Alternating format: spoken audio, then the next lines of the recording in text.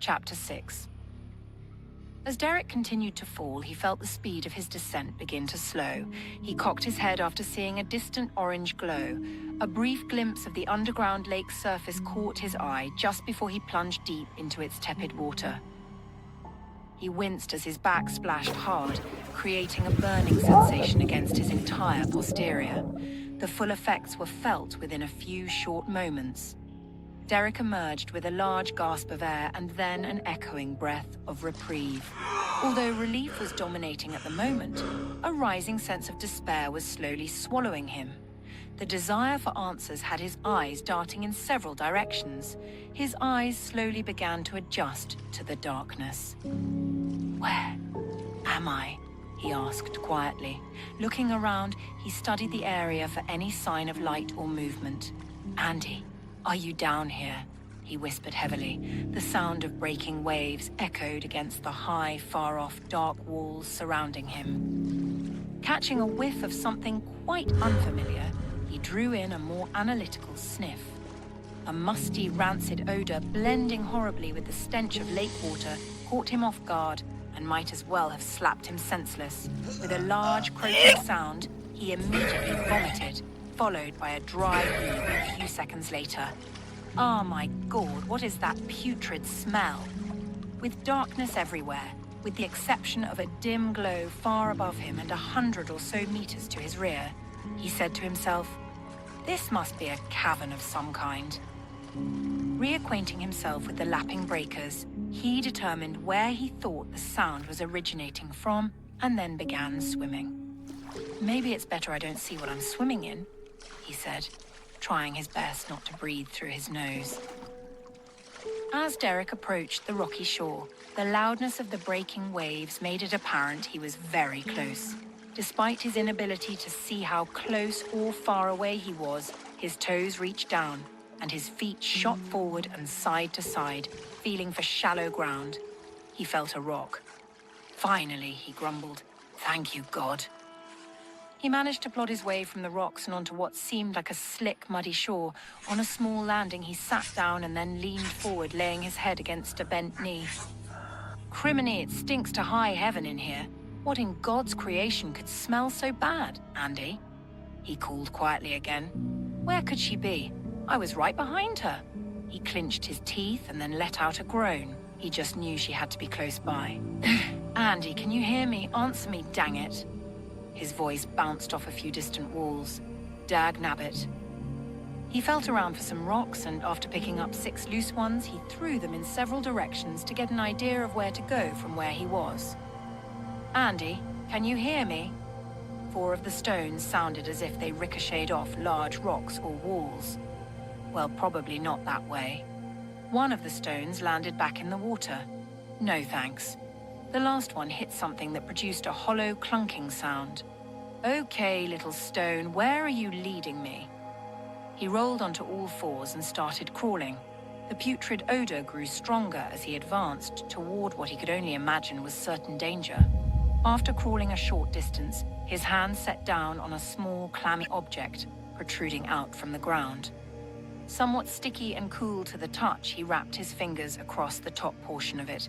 It shifted like a loose molar. With a little nudge in one direction, followed by a fair pull in another, the muddy terrain surrendered it with an unresentful suction sound. He picked it up and fingered it. "Huh," he huffed, wondering what it could be. He crawled a few more steps, and then his hand landed on something that piqued his curiosity. Brushing his hand over it, he found half of it rounded and smooth like an oversized softball on one side, with 2 large cavities and a third smaller hole beneath them on the other side. He picked it up, grimacing, hoping it wasn't what he thought it was. He worked his way down just a bit, probing along, visualizing what his fingers felt. "Ah, a skull," he cried, dropping it after finding the teeth. "Great. Human remains. That doesn't bode well for me or for Andy, can you hear me?"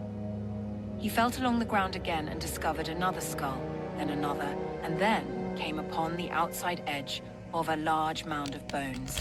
He took one of the skulls and, wondering how large a mound it was, skipped it across the top of the pile. The skull continued to clunk and clatter along, bouncing off bones until it came to a rest nearly 100 feet away. He stood up and stared off into the blackness before him, allowing the bleakness he'd been fending off to finally mount. Suddenly, the sound of rattling bones rose out of the darkness. Then he felt it, a small tremor followed by a larger one. He felt the pace of his heart quicken. God, I'm not a praying person. I'm sorry I haven't followed you. I know I don't deserve your pity, or even for you to think about me, but I'm calling out to you now. He dropped to his knees. Please, God, I'm not expecting a miracle, just a hand. I'll do anything you want if you just help me get out of here. I'll tell everyone how wonderful you are. I'll be a missionary. Oh, who am I kidding? You know I'm not going to do any of that stuff. I'm such a loser. I don't do anything that betters me or anyone else. Geez, I'm so selfish.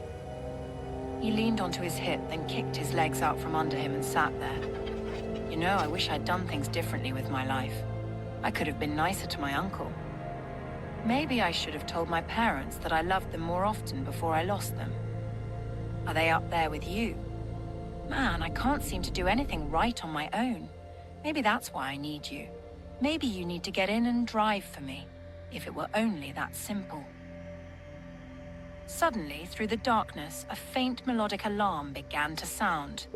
A dim light appeared about 20 feet away. Derek jumped and then spun around to see what it was. What that sounds like a reminder chime? A second or two passed while he observed, and then he said aloud, "To a cell phone." He scooted onto his belly and quickly maneuvered over the bones in a combat crawl as fast as he could. Keep ringing, come on, keep ringing, come on. He was about 8 feet from closing in on it when it stopped. No, criminy, dag nabbit. He felt around the hundreds of bones immediately in front of him. Gosh dang it, I was so close. Why would you do that, God? He picked up a bone and threw it as hard as he could. It landed on some soft ground way past the other side of the mound of bones. Oh, wow. That's got to be the way out. Maybe that's why. Do I even need the cell phone, God? At once, the alarm sounded again, and the phone dimly lit up. Yes, thank you, God. The phone sat under several interlocked bones at the top of the heap, now nearly 2 feet away. He frantically separated and dug through until he grabbed hold of it. He found himself lost on the technology, for nothing seemed to do what he expected as he continued to press and slide his finger across the on-screen menus. Bright lights flickered and flashed, cutting through the immediate darkness encompassing him. Suddenly, a hologram appeared above the phone. It was the image of a beautiful young lady about his age. The image dissipated and then was replaced by a young girl who was about 8 years old. A moment later, a three-dimensional family portrait consisting of an older teenage boy, the same young girl, and a 30-something woman and man replaced it. The hologram program closed itself, followed by a low-charge warning. Geez, I just want to make a call, he said, pressing more buttons in a senseless craze. A quiet, silky woman's voice poured into the still air. I'm sorry, your voice was not recognized.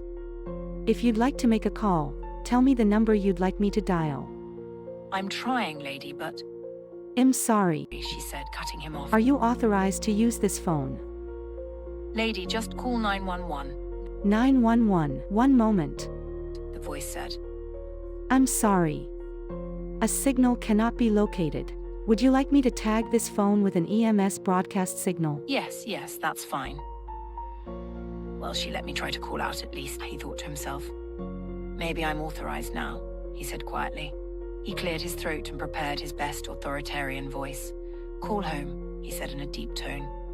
I'm sorry, your voice was not recognized, she said again. Crap, but wow, this is cool. I've never seen anything like this. The entire phone was made up of a solid gel substance. He sat up trying to figure the thing out. He managed to get to the battery page, which read, Solar Charge Lifetime Energy. Wow, I wonder if I ended up in the future. He raised the phone to his mouth. Tell me today's date, he said. I'm sorry. Yeah, I know. Your voice was not recognized. Jeez. He fiddled with it for a few more minutes and then stumbled across the voice recorder utility. There were 67 messages recorded. He selected play. A young man's voice emanated from a small, round, marble-looking piece at the top of the phone. He listened to a couple recordings and then realized that the battery would eventually drain all the way down if he didn't get it into the sunlight sometime soon. He stuck it in his pocket and then started crawling in the direction in which he threw the bone. He returned to his crawl, and every 20 feet or so, he tossed another couple of bones ahead to help him navigate through the darkness. He eventually ran out of bones to grab and resorted to tossing large stones once again. His hands reached a long gap in the ground. He felt along its edge 4 or 5 feet one direction, then the other. He picked up a few stones and tossed them forward. They landed a couple of feet directly in front of him. At least it's narrow. He got down on his belly and reached forward as far as he could and as far down as well, partially leaning into the gap. He touched a ledge across the gap, and then his fingers swept across something solid at the bottom of it. He pulled out the phone, hoping it would give enough light to see the bottom. The light was barely visible as the battery was nearly drained. He pocketed the phone once again. Well, it's not that deep. I could probably step down, then reach for the other ledge, he contemplated. He swung his legs around and slid his feet down. Ah, horny toads and viper venom, an old, throaty voice shouted. Derek lurched into a frantic jig, nearly jumping completely out of his skin, and screamed, "Ah!" Then, in a delayed adrenaline panic, he leapt up and out in a single spring, landing on the other side of the gap on his shoulder and side of his face. "Who goes there? I keep a redwood staff and am able and ready to employ it. This is not a warning, thou rogue scoundrel." The sound of the staff whooshed through the air and slapped hard against the moist ground. "Whoa, whoa. I'm not here to rob you. I can't even see you." Whoosh, whack, whoosh, whoosh, whack came the sound of the staff through the thick darkness. "Did you hear me, old man?" "Old man," the throaty voice answered with a tone of familiarity. He raised his staff and prepared to thrust it once again. "I should like to have thy name. I am expecting someone. Be forewarned that if thou art not him, I shall run thou off for Lignor Dre fodder. What is thy name?" Derek stood still, sorting through a bombardment of thoughts of what might happen if he said the wrong name. Time seemed to speed up as he realized the man opposite him would not tolerate prolonged hesitation. He drew a deep breath, trying to decide between his name or one made up. The staff split the air with a whoosh whoosh and then a piercing whack against the ground once more. "Thy name." Derek, my name's Derek, okay?" He winced and ducked, stooping towards the ground and trying to make sure he was out of the way of this crazy old man's reach. "Da, orc?" "No, you senseless," Derek snarled with clenched teeth. He resolved to let it go for fear of angering the man. "Derek, Derek." "Oh, yes, yes, Derek," the man said agreeably. "Of course, Derek Illuminate." A speck of bluish light was immediately apparent. It appeared to float back and forth effortlessly.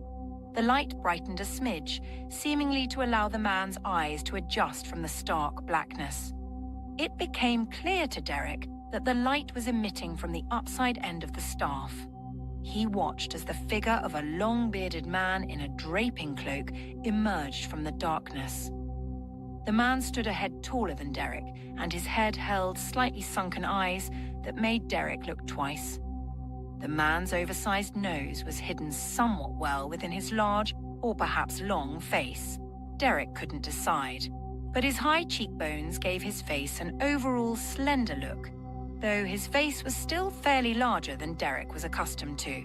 The man's smile revealed several crooked teeth, but all were intact. He turned his head one direction and then another, looking up and down as the brightness began to shed light upon his whereabouts. It was a cavern, he thought. He was able to take notice of the high ceiling, the encircling walls, and the heavily grooved terrain directly surrounding them. He spotted the shore of the lake from which he crawled only moments before, and then gazed out as far as the light would allow. The water easily took up over half of the entire area of the cavern he could see. Then his peripheral vision caught a large ivory-shaded mass. What followed was an unintentional, nonchalant swiveling of his head toward a repulsive sight. Derek felt his expression drop as his stomach went sour. The mound of bones stood much higher than he expected. As it stretched farther back into a corner, the sight unfairly stole his complete attention. He turned his face away, grimacing. His thoughts returned to Andy, and at least one of them was unimaginable. "Derek, I've been expecting thee," the man said, stepping toward him with an outstretched arm.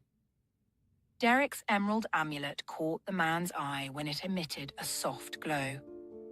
Derek flinched and then fisted the glowing stone as if responding to a burning sensation. He then stepped back, preparing to break into a sprint. "Get away from me! I don't know you!" "My apologies, young man. Allow me to explain." He stopped his approach and placed both hands on the staff that stood before him. "I was sent here to collect thee by thine companion." A distant call echoed against the walls of the cavern. They both looked up. "Blasted Beowulf. We must commence. We haven't much time." "Time? Time for what? And are you talking about Andy? Where's Andy? Tell me where she is, you old goat." The man chuckled. "Regrettably, in all mine days, I have answered to much worse than old goat," he said, glancing at Derek. "And for good reason," he added with a smirk. But impolite was by no means among them. "You can address me," as he said, but was suddenly cut short by an unexpected tremor. The ground vibrated again, but this time more powerfully, followed by a low, deep growl from far off. Derek looked down and noticed ripples in the many puddles laden throughout the area surrounding them. "Earthquake, the cavern's gonna collapse." "Oh, no," the man said sternly, turning to Derek. "I'm afraid it's not an earthquake. However, we must go. Come this instant. Follow me." The man hurried off toward a small crevice at the foot of a wall. "Come. Thou must come now. She's been waiting." "She? What do you mean waiting?"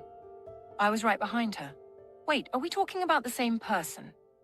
Believing the man was speaking of Andy, Derek closely followed. The man turned back to Derek and said, "If separation should befall me and thee, thou will find her at a small clearing to the east just outside the mountain. The way can be found in the darkness. You need not eyes to grasp vision, lad." Derek pressed his lips together in an unimpressed fashion, as the philosophy had been enormously lost on him. The man leaned in toward Derek and then looked into his eyes. "Pradicus," he said curtly.